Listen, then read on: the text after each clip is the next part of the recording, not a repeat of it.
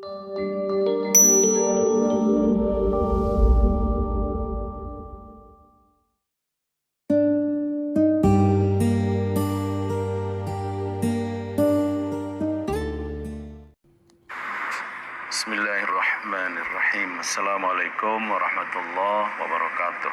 Waalaikumsalam. Alhamdulillahirabbil alamin wa bihi nasta'in ala umuri dunya waddin. Assalatu wassalamu ala asrafil anbiya'i wal mursalin wa ala alihi washabihi ajmain wa ba'du. Sekali ini akan membahas mahabbah ya. Mahabbah. Secara harfiah artinya cinta. Menurut Ibnu Qayyim al-Jauziyah dalam Madarijus Salikin, semakin banyak didefinisikan mahabbah itu semakin ngawur, semakin tidak dipahami. Karena mahabbah itu masalah cinta. Cinta adalah masalah rasa. Rasa itu tidak bisa dijelaskan, tapi bisa dirasakan. Kalau ingin tahu rasanya manisnya teh, ya bukan dijelaskan. Kalau dijelaskan pasti salah. Ya diminum saja. Apalagi cinta. Masalah perasaan yang sangat halus itu susah dijelaskan. Yang ada, yang mungkin adalah dirasakan.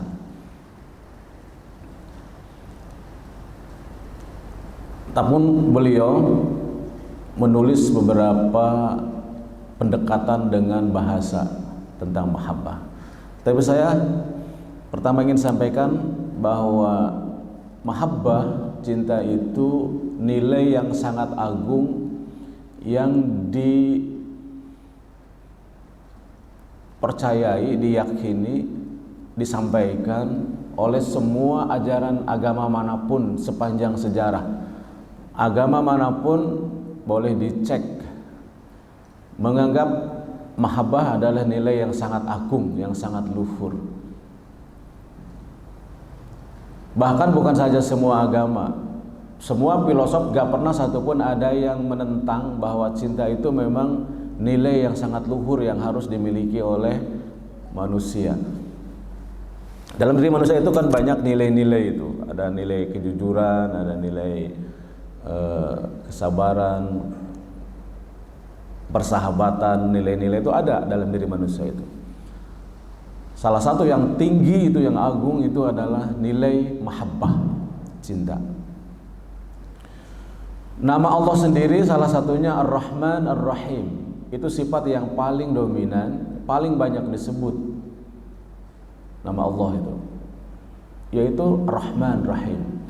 Bahkan dalam hadis Muslim itu dicatat antara setelah Allah menciptakan Arash, lalu ditulislah suatu kalimat di samping Arash itu. Dalam riwayat Muslim itu dua versi malah. Kalimatnya begini: Inna rahmati wasi'at, inna rahmati sabaqat ghadabi. Satu itu. Sesungguhnya rahmatku itu mendahului kemurkaanku.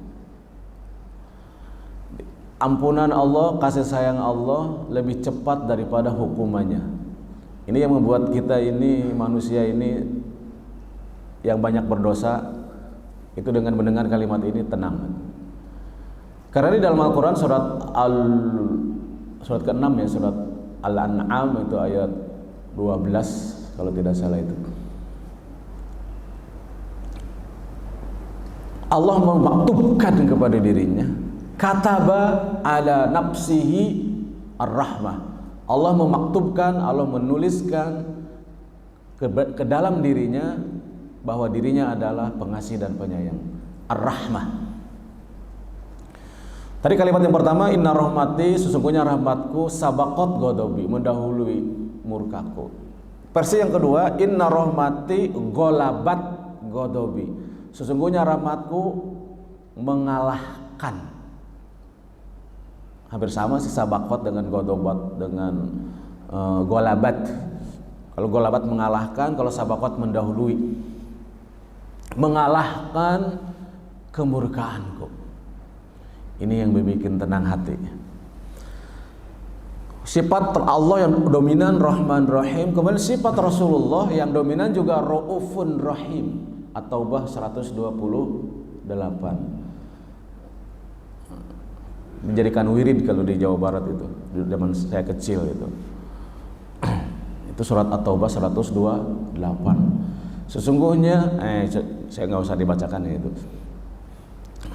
Wa kana bil mu'minina raufur rahim. Nah, ujungnya aja. Adalah Nabi Muhammad itu amat belas kasihan terhadap orang beriman. Wa kana bil mu'minina raufur rahim.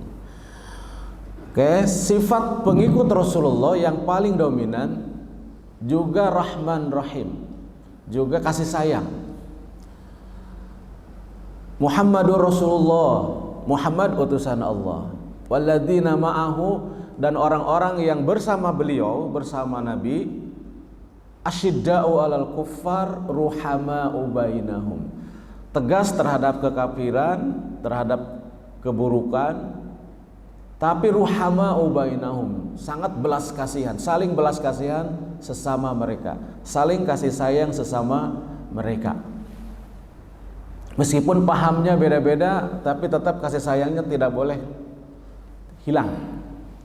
Latar belakang, bahasa, warna kulit beda-beda, tapi tetap saling berkasih sayang. Bilal itu bukan orang Arab, tapi oleh Rasulullah dijadikan muadzin, padahal ada kekurangan dalam diri Bilal itu yang dibuli oleh sahabat yang lain, dikritik sahabat yang lain itu. Yaitu tidak bisa menyebut sya tapi sa aja. Gitu.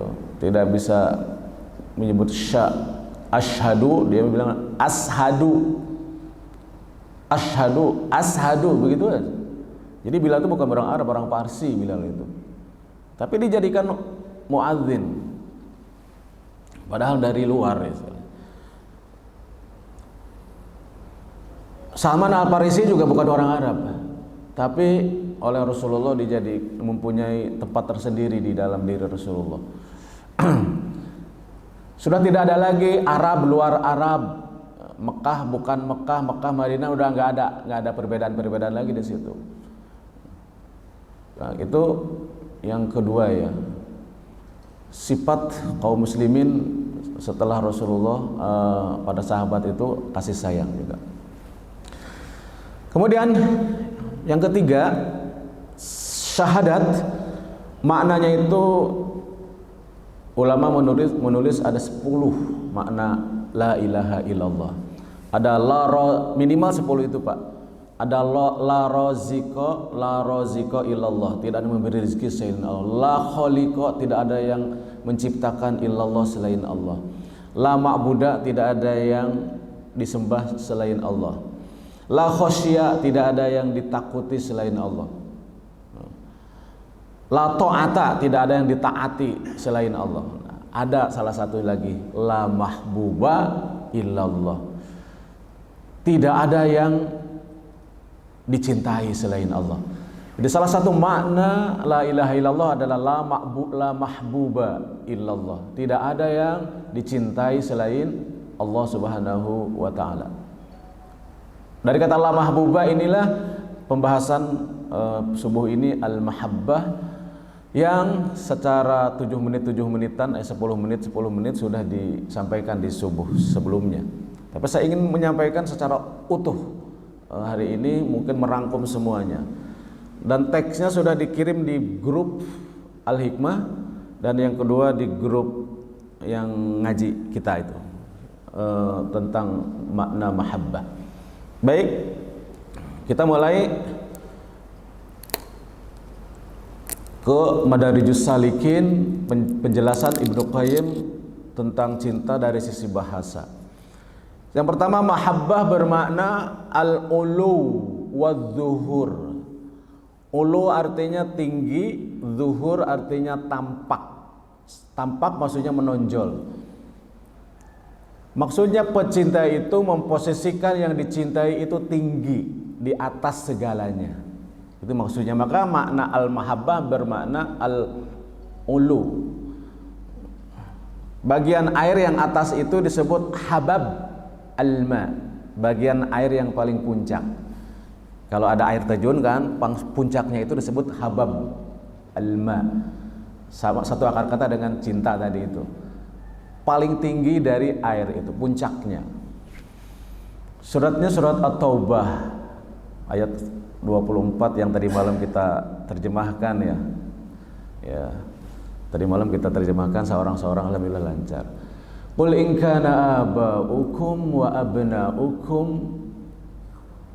wa ikhwanukum wa ashirat wa azwajukum wa ashiratukum. Ini 5 berhubungan dengan orang. Baru yang 3 berhubungan dengan harta. Wa amwalun iqtaraftumuha wa tijaratun tashawna kasadaha wa masakinu tardawnaha. Ada 8 objek cinta manusia sepanjang sejarah. Memang ini, jika bapak-bapak kamu, anak-anak kamu, saudara-saudara kamu, istri-istri kamu, pasangan-pasangan kamu, keluarga-keluarga kamu, 5 berhubungan dengan manusia dan keluarga, 3 berhubungan dengan benda. Wa amwalun iqtaraftumuha, dan harta yang kamu usahakan. Wa tijaratun tahsyawna kasadaha, dan bisnis yang kamu takut akan rugi. Tahsawna kasadaha. Wa masakinu tardawnaha, dan tempat tinggal yang sangat kalian sukai. 8. Kalau yang 8 ini ahabba ilaikum minallahi wa rasulih wa jihadin fi sabilih. Kalau kamu lebih cintai daripada Allah, Rasulnya, dan jihad fi sabilillah. Artinya yang 3 harus di atas dari yang 8 tadi itu. Kalau itu lebih kamu sukai daripada Allah, Rasulnya, dan jihad fi sabilillah, fatarabbasu, maka tunggu saja. Hatta ya'ti Allah, sampai Allah mendatangkan, sampai Allah datang biamrih, dengan secara harfiah urusannya, biamrih dengan hukumannya, dengan siksanya. Itu ayat ini memang menggambarkan, memposisikan yang dicintai itu di atas segalanya. Dan secara rasional juga seperti itu. Sudah dengan sendirinya pencinta itu akan memposisikan yang dicintainya itu di atas segalanya. Sampai lagu-lagunya ke bunyinya kayak begitu, kau di atas segalanya. Itu yang pertama, al-ulu wad-duhur. Dan perhatian itu tampak. Duhur itu artinya tampak. Yang kedua, makna mahabbah yang kedua adalah mustaqar, diem, atau as-subut, atau al-luzum. Unta yang diem itu disebut habab ba'ir. Unta yang diem, yang tidak mau berdiri itu. Misalnya ada unta tidak mau berdiri, dibangun-bangun, itu namanya habab ba'ir. Cinta itu tetap menetap, tidak putus-putus, tidak on off. Seperti orang tua kepada anak. Mulai anak itu ada, sejak di dalam lahir, sejak di dalam janin, orang tua itu sudah ada rasa cintanya, itu diberikan oleh Allah anugerah. Sampai sekarang anak bapak sudah punya anak lagi, tetap gak pernah putus itu cinta itu. Keadaan anak seperti apapun tidak berpengaruh, tetap cinta itu gak hilang, gak berpengaruh, tetap ada dalam hati kedua orang tua. Sebagaimana cinta di dalam diri Allah sendiri tidak pernah hilang, tidak on off. Namanya sifat dari cinta itu mustaqar, diem, luzum, tetap, dan subut, ajeg, kokoh. Nah, itu yang kedua. Jadi kalau putus nyambung itu bukan cinta namanya. Yang ketiga, makna dari mahabbah adalah bayad, sofa wal bayad. Sofa wal bayad itu bersih dan putih. Artinya cinta yang sesungguhnya itu adalah tulus, tidak pamrih, tidak karena, tapi meskipun. Nah, cinta yang tulus itu bukan karena, kalau karena ini itu bukan, tapi meskipun kita beribadah tapi karena ingin mendapatkan baca sholawat banyak-banyak supaya dapat mobil Pajero, itu karena itu, padahal sholawat itu intinya apa sih sebetulnya? Jadi gini Pak perbedaannya, orang yang menjadikan bacaan-bacaan untuk mendapatkan sesuatu, misalnya membaca banyak sholawat untuk mendapatkan mobil, sebagaimana diajarkan oleh guru kita. Ya boleh setuju boleh tidak, itu Pak biasa aja. Itu namanya menggunakan pendekatan magic gitu yang begitu. Jadi kalau bacaan Quran kita bacakan untuk mendapatkan dunia, itu namanya kita sedang memperlakukan Al-Quran sebagai magic, memperlakukan sholawat sebagai magic menurut ilmu antropologi, kalau tidak salah pernah saya baca itu. Tapi dan itu menyalahi sebetulnya, menyalahi penggunaan ayat wahyu. Lalu sholawat itu untuk apa sih sholawat itu? Sholawat itu ungkapan rasa cinta kepada Rasulullah, ungkapan rasa terima kasih kepada Rasulullah, karena Rasulullah telah membawa agama Islam dengan baik sampai kepada kita. Agama itu, cahaya Islam itu sampai kepada kita, lalu kita menghargai pembawanya, kita rindu dengan pembawanya, kita cinta dengan pembawanya. Itu ungkapan rasa cinta, rasa rindu, rasa terima kasih, rasa kagum kepada Rasulullah. Apa itu masih kurang? Dengan pendekatan itu seperti masih kurang. Kita masih tetap berharap dengan membaca ini dapat sesuatu. Nah, itu tidak tulus itu. Kalau cinta kepada Rasulullah dengan membacakan sholawatnya, dengan membaca banyak sholawat kepada Rasulullah, jangan dicemari dengan tujuan-tujuan ingin mendapatkan itu ini. Itu yang saya pahami seperti itu Pak. Jadi pendapat saya seperti itu, jadi tidak 100%. Kadang-kadang ingin tergoda juga sih, pengen juga ada mobil mewah di depan, ya sholawatin. Tapi ya udahlah, nggak usah. Kita sholawat itu untuk mengekspresikan rasa cinta kepada Rasulullah. Cinta itu kan grow up, tumbuh, learn to love, belajar mencintai. Salah satu belajar mencintai itu menyebut namanya. Ada di tag ini, ada di bawah, paling bawah itu ada. Karakter bukti cinta seseorang kepada yang lain itu menyebut namanya, itu tidak, itu nomor 1 kalau nggak salah. Saya posisikan itu. Ya kalau ingin mendapatkan mobil segala macam, ikutilah hukum sebab akibatnya. Jangan menggunakan jalan yang di luar yang normal. Berdoa iya, berdoa berusaha, berdoa berusaha, lalu tawakal. Kan cuma 3 aja kan ajaran yang tidak bisa digeser itu. Berdoa, lalu berusaha mengikuti hukum-hukum sebab akibat, sebab-sebabnya, lalu setelah itu bertawakal, berserah diri kepada Allah. Jangan menjadi orang Islam itu mengharap sesuatu yang sifatnya duniawi, tapi dengan menggunakan bacaan-bacaan. Nggak ada cerita itu sebenarnya. Tapi kalau penasaran ya boleh aja dicoba. Boleh coba. Tidak dalam arti saya itu mengecam juga, tidak. Ya boleh saja berbeda dalam hal ini. Dari zaman dulu saya memang nggak seperti itu. Nggak suka bacaan-bacaan, ayat-ayat apa dipergunakan untuk mendapatkan duit. Itu kasarnya kan begitu.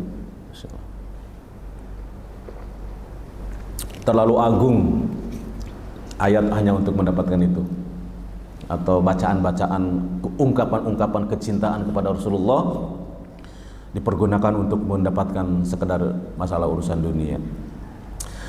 3 itu. 4, mahabbah bermakna habbah, biji. Mahabbah bermakna habbah. Mungkin posisi nomor agak acak-acak, mungkin nggak apa-apa ya. Yang penting maknanya tersampaikan. Habbah itu biji. Biji itu melahirkan sesuatu yang lain. Dari biji lahir tangkal pohon, lahir dahan, ranting, buah. Buah melahirkan buah lagi, melahirkan tumbuhan lagi. Jadi banyak banget. Artinya tidak terhingga. Masalul ladzina yunfiquna amwalahum fi sabilillah kamatsali habbah. Perumpamaan sedekah yang diberikan di jalan Allah itu, infak yang diberikan di jalan Allah itu seperti biji yang menumbuhkan 7 tangkai. 7 tangkai melahirkan 100 biji, jadi 700. Jadi biji itu maknanya adalah dari pecinta akan lahir banyak kebaikan yang tidak terhingga. Jadi kalau ingin menjadi orang baik, Bapak-bapak, mulailah dari belajar mencintai itu. Karena dari cinta itu lahir memaafkan. Dari cinta bisa menahan marah. Dari cinta bisa memberi, bisa memperhatikan. Dari cinta tumbuh kebaikan-kebaikan yang tidak terhingga. Kenapa kita sulit tumbuh kebaikan itu? Karena nggak ada cinta dalam diri itu. Sulit itu. Empati itu sulit kepada orang itu. Memaafkan itu sulit. Masih ingat aja omongan orang yang kurang menyenangkan itu. Nggak hilang-hilang. Kalau nggak ada cinta ya begitu, susah menghapus kesalahan orang itu. Ada di dalam hati, ada terus. Itu mahabbah, itu biji yang melahirkan berbagai kebaikan yang tidak terbatas. Tokoh-tokoh besar di dunia dalam urusan spiritual seperti Nabi Isa misalkan, para nabi, Nabi Ibrahim, semua nabi lah. Kalau nabi udah pasti semua nabi. Digambarkan sebagai sosok yang dominan rasa cintanya. Pasti itu. Juga tokoh-tokoh di luar Islam, di agama manapun, tokoh yang dianggap suci itu adalah tokoh yang cinta menjadi bagian dari dirinya. Sebut Bapak, mau tokoh siapa? Lao Tzu, Buddha Gautama, atau siapapun. Selalu sosok digambarkan yang penuh cinta. Itu makanya dari situlah kebaikan orang itu banyak. Dari orang yang mencintai tanah air melahirkan kepahlawanan. Itu karena cinta kepada tanah air. Dari cinta kepada Islam melahirkan kepahlawanan di dalam dunia Islam. Itu karena cinta kepada Islam. Cinta kepada Islam melahirkan orang menulis buku berjilid-jilid. Kalau orang tidak cinta kepada Islam tidak akan menulis buku berjilid-jilid itu. Jadi dengan cinta buku bisa ditulis berjilid-jilid. Dengan orang cinta kepada Islam bisa melahirkan pahlawan-pahlawan besar seperti Salahuddin Al-Ayyubi misalnya, salah satu contohnya. Di tanah air juga karena cinta kepada agama begitu luar biasa, maka melahirkan tokoh-tokoh besar, pahlawan-pahlawan besar. Maka itulah ada kalimat the power of love. Kekuatan cinta itu kekuatan. Cinta, love is power gitu ya. Waktu kecil saya baca kalimat-kalimat itu. Ternyata baru sekarang saya memahami itu. Pahlawan-pahlawan besar itu lahir karena cintanya kepada tanah airnya, atau karena cintanya kepada agamanya lahirlah para pahlawan. Ternyata ulama-ulama besar juga lahir karena cintanya kepada Allah, kepada Rasulnya, kepada Islam, maka melahirkan karya-karya yang sangat besar. Tanpa cinta tidak akan ada karya-karya besar, tidak akan ada. Baca tentang Leonardo da Vinci, kenapa sampai bisa membuat lukisan yang luar biasa di katedral itu. Jadi saya baca di mana ya? Kalau nggak salah di bukunya Tung Desen Waringin, itu dia itu sedang menulis di katedral yang paling tinggi, Pak. Dipanggil-panggil oleh pendeta agung di bawah itu, nggak nengok-nengok itu. Kan tinggi itu, entah kedengaran entah tidak ya. Setelah turun baru diomongin. Dari tadi dipanggil kok kamu fokus banget sih. Seandainya garis-garis itu bengkok, kan dari bawah agak kelihatan, kata pendeta itu. Biarin aja, nggak apa-apa lah, nggak terlalu detail banget. Lukisan yang sangat halus di atas itu, atas katedral kan nggak kelihatan di bawah. Tapi dia jawabnya apa? Iya, orang-orang memang nggak lihat. Tapi pertimbangan saya semua melakukan atas nama Tuhan. Saya ingin Tuhan yang menilai saya itu. Jadi bukan manusia lagi yang menilai saya itu. Nah, jadi kecintaan kepada Tuhan versi Leonardo da Vinci ya, itu melahirkan karya yang sangat agung. Karena pertimbangannya Tuhan. Saudaraku yang dirahmati Allah, yaitu yang makna yang ketiga, yang keempat, yang kelima bahkan ya. Mungkin berikutnya makna mahabbah berikutnya adalah lub. Mahabbah bermakna lub. Apa artinya lub? Lub itu sesuatu, inti dari sesuatu. Jamaknya albab, ulul albab. Mufradnya lub, inti sesuatu. Ulul albab orang yang memiliki pengetahuan yang mendalam, yang inti, yang substansi. Kayu gelondongan yang tengahnya itu disebut lub juga. Nah, lub juga. Biji buah mangga yang paling dalamnya disebut lub juga. Jadi sesuatu yang paling dalam, paling inti, paling substansi namanya lub. Mahabbah adalah bermakna lub. Hub bermakna lub. Nah, itu. Apa maknanya? Pecinta senantiasa ingin memberikan yang terbaik buat yang dicintainya. Sholat pakai baju kaos oblong itu, celana training, itu menurut fikih sah itu. Menurut ilmu fikih sah saja. Tapi kalau menurut ilmu cinta ini, kalau menurut ditinjau dari mahabbah, itu enggak nyampe. Kalau ditinjau dari sisi mahabbah, enggak. Karena orang yang mencintai ingin memberikan yang terbaik. Pasti melakukan yang terbaik untuk yang dicintainya, enggak bakalan sembarangan. Ini kalau ibadah kita masih fikih, pasti sembarangan. Waktunya sholat duhur jam 2, setengah 3, biasa. Itu fikih boleh. Tapi kalau dari sisi mahabbah enggak kena itu. Mahabbah. Kurban itu kalau dari sisi fikih mencari yang paling murah, paling yang kambing yang paling kecil. Tapi kalau mahabbah pendekatannya pasti mencari yang paling istimewa. Itu bedanya. Apakah ibadah kita sudah sampai dengan mahabbah, sudah berdasarkan mahabbah atau hanya fikih saja? Itu bisa dilihat apakah kita maksimal atau tidak. Kalau maksimal berarti ada mahabbahnya. Kalau ala kadarnya berarti enggak tanpa mahabbah itu. Fikih itu sifatnya eksoteris, kulitnya saja, kulit luar. Kan ibadah itu diterima minimal 3 ya. Kalau memenuhi unsur suratul ibadah, bentuk ibadah, sah menurut ilmu fikih. Itu yang pertama. Sah menurut ilmu fikih artinya ibadah sesuai dengan tuntunan Rasulullah. Kita meyakini ibadah kita sesuai dengan tuntunan Rasulullah, sah menurut ilmu fikih. Itu bagian luarnya itu, luar dari ibadah itu, bagian esoteris dari ibadah, bentuk ibadah.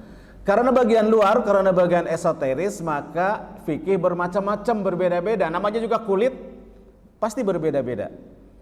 Tapi kalau soal substansi, nah yang kedua, ibadah diterima kalau memenuhi rohnya ibadah, apinya ibadah, rohnya ibadah, penggeraknya ibadah. Roh ibadah itu ada ikhlas, ada khusyuk, ada mahabbah. Mahabbah itu adalah rohnya ibadah. Jadi ikhlas, khusyuk, cinta adalah esoterisnya, sisi dalam dari ibadah itu. Dan memang Al-Ghazali itu melihat sesuatu itu selalu 2. Ada sisi lahiriah, ada sisi batiniah. Manusia itu ada sisi lahiriah, sisi batiniah. Penglihatan itu ada penglihatan lahiriah, penglihatan batiniah.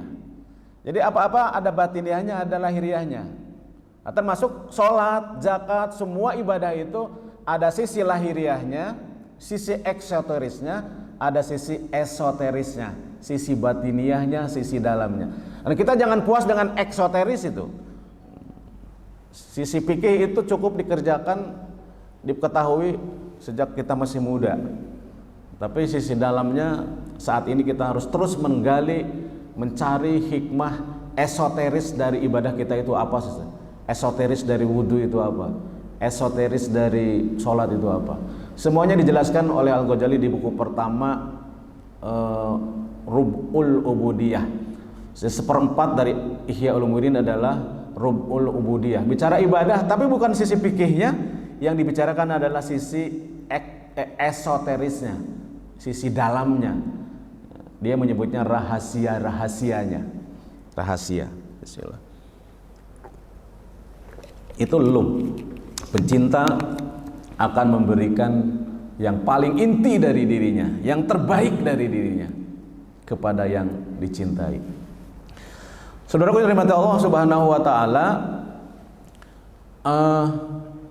itu satu lagi ada makna mahabbah adalah al-hifdzu, yaitu menjaga, memelihara. Pecinta itu akan berusaha menjaga, memelihara hubungan dia dengan yang dicintai, dijaga setiap saat, dirawat setiap saat. Itu namanya al-hifdzu. Kemudian dari makna-makna bahasa saya sertakan ada makna-makna cinta menurut para tokoh cinta. Pernah disampaikan, mungkin hari ini bisa disampaikan secara utuh. Tokoh ulama yang sangat membahas mengenai cinta itu ada Rabi'ah al-Adawiyah, ada Jalaluddin Rumi, ada Sufyan Tsauri, ada Syaqiq al-Balkhi, ada Ibrahim bin Adham, ada macam-macam, satu lagi siapa? Malik bin Dinar dan lain-lain ya. Dan lain-lain. Suatu hari Rabi'ah al-Adawiyah bertanya kepada rekan-rekan ulamanya apa yang disebut dengan cinta sejati itu. Sufyan Tsauri mengatakan cinta sejati itu orang tidak sejati cintanya kalau dia tidak tahan dengan ujian-ujiannya, dengan hukumannya. Dia menyebutnya begitu. Pecinta itu akan sabar dengan hukuman yang diberikan oleh yang pecinta itu. Kalau kita sudah mencintai Allah, apapun yang datang dari Allah, ujian-ujian itu tidak akan mengeluh, akan ridho dengan ujian yang datang diberikan dari Allah. Diberi kemiskinan misalnya, ujian barang kemalingan, rumah kebakaran dan lain-lain, diberi penyakit, tidak akan mengeluh. Kalau dia mencintai Allah, dia akan sabar dengan hukuman yang diberikan oleh Allah yang mencintai. Lalu kata Rabi'ah, menurut kamu itu kamu sombong itu, kata dia. Ada komentar seperti itu. Lalu Rabi'ah juga bertanya kepada rekan yang lain, yaitu kepada Syaqiq al-Balkhi ya. Syaqiq al-Balkhi itu yang pernah saya ceritakan, dia ditanya suatu hari oleh Malik bin Dinar. Dia itu seorang pengusaha sukses, Syaqiq al-Balkhi itu, tapi meninggalkan bisnisnya dan mengikuti jalan spiritual, mengikuti torekoh lah begitu ya. Tapi ditanya suatu hari, kenapa kamu kok bisa beralih profesi begitu? Dulu ahli bisnis, kok sekarang jadi di masjid melulu, katanya, jadi tukang zikir begitu.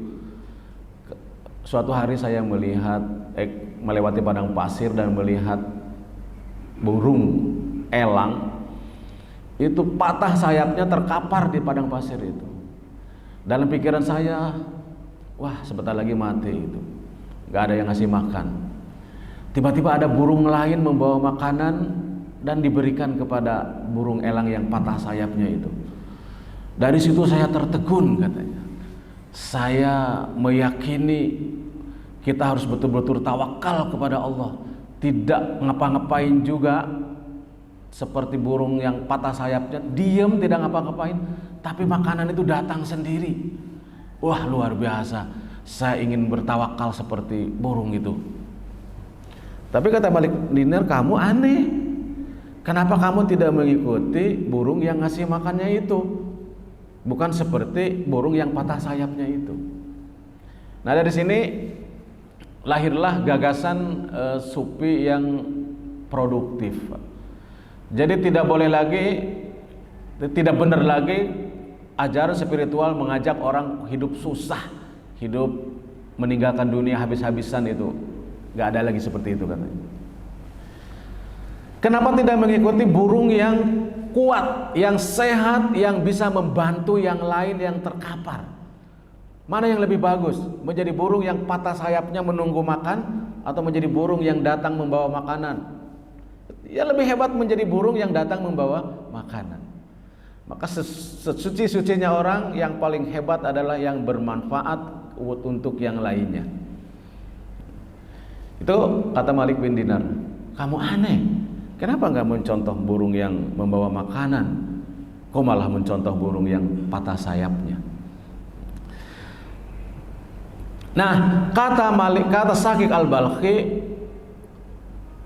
orang tidak disebut cintanya sejati sebelum dia bersyukur dengan hukuman yang datang dari Allah. Sebelum dia berterima kasih kepada ujian-ujian yang Allah berikan kepadanya. Jadi bukan saja ridho, tapi disyukuri ujian itu. Wah, itu kelasnya udah tinggi lagi. Yang ini udah tinggi lagi. Baru yang terakhir, Malik bin Dinar ditanya oleh Robi'ah itu, apa pecinta sejati? Pecinta sejati belum disebut sebagai pecinta sejati kalau dia tidak menikmati. Ini menikmati ujian-ujian dari Allah. Karena bagi pecinta, semua yang datang dari Allah itu tidak ada yang buruk. Kalau kita seperti digambarkan oleh Jalaluddin Rumi dalam bukan Jalaluddin Rumi ya ini, dalam kisah Majnun dan Laila Majnun. Ini Laila Majnun itu di dalamnya gambaran-gambaran kecintaan mahabbah terhadap Allah, tapi dengan sebuah cerita. Ini saya ingin menceritakan sepenggal kisah dari Laila Majnun itu, bahwa pecinta itu tidak pernah terbetik dalam hatinya kepada yang dicintai itu buruk sangka. Dia meyakini semua yang datang dari yang dicintai itu pasti bagus semuanya. Inilah ceritanya. Laila itu seorang gadis yang sangat cantik, anak orang kaya. Lalu Majnun seorang pria miskin, tapi dia kuliah satu kelas ya gitulah. Lalu jatuh cinta Majnun kepada Laila itu. Tentu saja saling mencintai mereka. Ini kan cerita ya. Kemudian bapaknya, orang tuanya tidak setuju. Dipisah Majnun itu dengan Laila, dijauhkan. Sampai Laila itu tidak masuk lagi sekolah, tidak ikut kuliah supaya tidak ketemu dengan Majnun. Di antaranya kayak gitu. Lalu lahirlah cerita-cerita dengan berjauhannya Laila dan Majnun itu, banyaklah cerita-cerita menjelaskan tentang cinta. Suatu hari Laila itu mengadakan kenduri di rumahnya. Tentu saja Majnun tidak diundang dan tidak boleh diundang. Tapi Majnun tahu bahwa Laila sedang ada kenduri ini. Diadakan besar-besaran dan orang makan prasmanan, bawa piring. Yang memberikan nasi atau lauk pauk itu adalah Laila di situ, yang memberikan piring gitu. Laila itu ada tukang memberi piringnya itu. Nah, ini Majnun ingin ketemu Laila di situ. Lalu dia ikut antrian makan dengan undangan itu. Lalu mendekat, begitu ketemu dengan Laila, piringnya itu dijatuhkan. Lalu orang-orang ribut pada mengetawain kelakuan Majnun. Dan bapaknya udah seneng, wah Laila berarti sudah move on dengan Majnun itu. Tapi anehnya Majnun malah ikut ketawa juga, seperti orang-orang ikut gembira. Kan orang bingung, kamu ini dipermalukan banyak orang di tempat umum kok nggak malu, malah kamu ikut girang ketawa. Itu namanya Majnun kan? Majnun itu artinya gila secara harfiah. Lah iya katanya, saya ini tahu Laila itu masih cinta dengan saya. Tapi kan piring kamu dijatuhkan di depan umum. Iya, itu trik Laila itu katanya. Supaya piring jatuh, supaya saya ngantri lagi di belakang dan ngambil piring lagi, kemudian ketemu lagi dengan Laila. Dan nanti yang kedua juga pasti Laila bakal menjatuhkannya itu. Kemudian saya ngantri lagi supaya bisa terus berkali-kali ketemu dengan aku dia. Jadi nggak ada sedikit pun suudzon dengan Majnun itu, dengan Laila itu. Karena pecinta itu seperti itu. Nah itu Majnun sedang si penulis buku sedang bercerita tentang pecinta itu tidak ada rasa buruk sangka sekecil apapun. Apapun perlakuan dari yang mencintai itu dianggapnya baik semuanya, dianggapnya indah semuanya. Itu pecinta. Ini menikmati hukuman yang diberikan atau menikmati ujian yang diberikan oleh yang dicintai itu. Saudaraku yang dirahmati Allah, itu satu lagi makna cinta menurut Bayazid Al-Bustami. Jadi ini utuh, memang sudah disampaikan sebagian.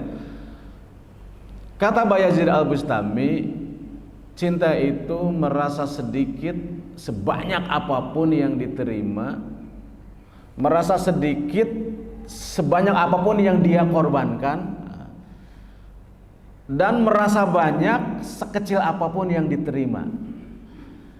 Apakah terhadap Allah ada perasaan begitu kita hari ini? Merasa banyak sekecil apapun yang kita terima, merasa sedikit sebanyak apapun yang kita korbankan. Kalau kita merasa sebanyak apapun yang kita korbankan, yang kita lakukan itu kita merasa sedikit, belum apa-apa, insya Allah tidak akan ada rasa ria, tidak akan ada rasa ujub, tidak akan ada rasa sombong dalam ibadah sebanyak apapun. Karena kita akan menganggap sebanyak apapun masih sedikit sebanyak apapun. Akan jauh dari ujub, jauh dari sombong, jauh dari ria itu. Boro-boro ibadah kita dengan ibadah kita ingin minta pajero tadi itu. Orang kita belum merasa memberi apa-apa, kok kita minta sesuatu? Nah itu. Tapi merasa banyak sekecil apapun yang diterima, sekecil apapun yang diterima, bahkan yang diterima itu adalah berbentuk keburukan-keburukan, misalnya rasa sakit atau apa, kita tetap menikmatinya. Itu pecinta. Karena dia husnudzon kepada yang memberikannya. Maka dari pecinta akan lahir rasa syukur yang tidak ada habis-habisnya. Syukur yang tidak ada habis-habisnya, dan ketika diberikan ketidaknyamanan, sabar yang tidak habis-habisnya. Itu mahabbah menurut Bayazid Al-Bustami. Saya itu tulis banyak definisi-definisi mahabbah itu dari Ibnu Qayyim itu, karena itu kemarin itu skripsi saya itu cinta, mendidik dengan cinta. Jadi definisi cinta segala macam ya di luar kepala sih, insya Allah, tanpa harus melihat teks. Karena memang saya menggeluti itu, membaca banyak, dan terakhir saya membaca dari Karen Armstrong, judulnya itu Compassion, itu keren, Compassion itu. Tapi saya tidak sampaikan di sini, tapi di skripsi saya sampaikan itu. Saya kira ini 4 elemen cinta menurut Erich Fromm sudah disampaikan sebelumnya ya. Dan di sini ada, hari ini hanya mengisi kekosongan Ustadz Sarwat.